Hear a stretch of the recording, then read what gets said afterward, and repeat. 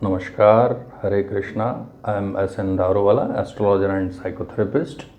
रोज़ी की तरह वही छोटी बात, बड़े परिणाम, उसके ऊपर हम चर्चा करते हैं। पिछले एपिसोड के अंदर हम लोगों ने 3 बिंदु के ऊपर चर्चा करी थी, बड़े महत्वपूर्ण थे।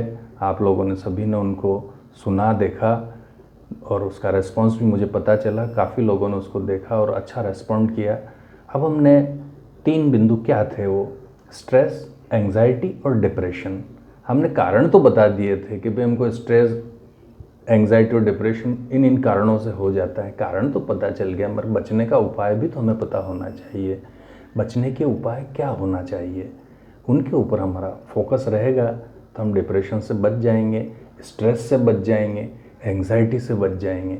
अब इन तीनों शब्दों में सबसे पहला बिंदु है, महत्वपूर्ण बिंदु है, छोटी बात जिसको मैं अक्सर चर्चा में कहता हूँ, स्ट्रेस।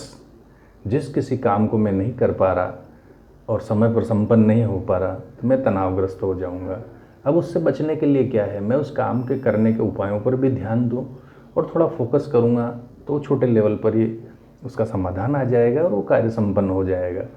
मगर यदि मैं वहीं पर ध्यान नहीं दे रहा हूँ, स्ट्रेस मैनेजमेंट पर ध्यान नहीं दे रहा हूँ, तो वो काम आगे जा कर के बड़ा हो जाएगा, डिप्रेशन का रूप ले लेगा। मैं इसको छोटे शब्दों में आपको और समझाऊं तो ये है कि कहीं हमको फुंसी हो गई, अब फुंसी का हमने निवारण नहीं किया, वो आगे जा कर के फोड़ा बन जाएगा, घाव बन जाएगा, गैंग्रीन हो जाएगा और कैंसर का रूप, कैंसर मीन्स वही डिप्रेशन का रूप ले लेगा।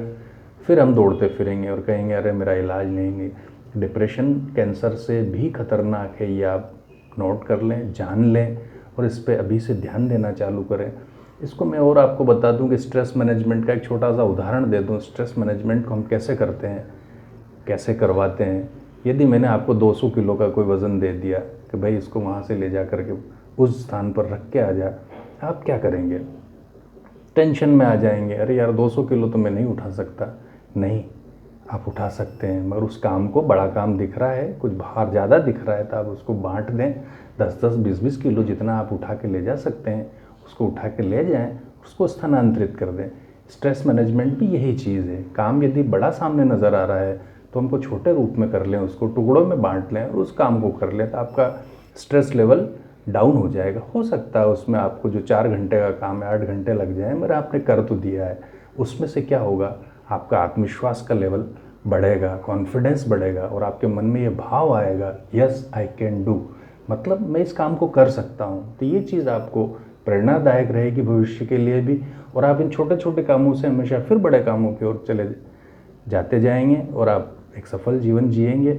अब ये यदि हो गया, स्ट्रेस भी हो गया, एंग्जाइटी और डिप्रेशन में मैं आ ही गया, मुझे नहीं पता कैसे आया, इससे बचने के तरीके क्या हैं? बचने के तरीकों में सबसे बड़ा और अच्छा तरीका है अपने आप को व्यस्त रखें, शारीरिक श्रम अधिक करें, लोगों के बीच जाएं, अकेले कभी भी नहीं रहें और गहरी नींद लेने का प्रयास करें। पॉजिटिव अफर्मेशंस अपने आप को एनी टाइम देते रहें।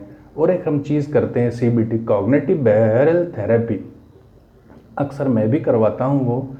वो बड़ी कारगर होती है। उस थेरेपी का भी हम उपयोग कर सकते हैं, पर वो अभी संभव नहीं है आपको समझाना। वो एक माइंड मैनेजमेंट का हिस्सा आ जाता है। माइंड मैनेजमेंट मीन्स ये मानस, चित्त, बुद्धि और अहंकार, इनके ऊपर हम काम करते हैं और CBT के थ्रू, इस थेरेपी के थ्रू हम लोगों को डिप्रेशन से बाहर निकालते हैं।